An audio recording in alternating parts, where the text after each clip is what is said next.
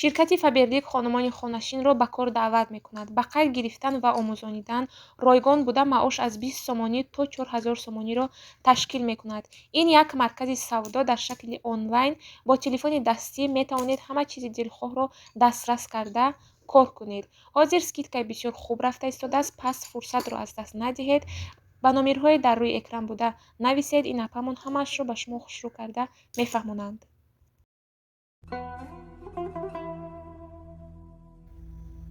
овозхони шинохтаи тоҷик Бунафша Шокирова пас аз зуҳри ҳамин рӯз 3 май дар синни 49 солагӣ вафот кардааст.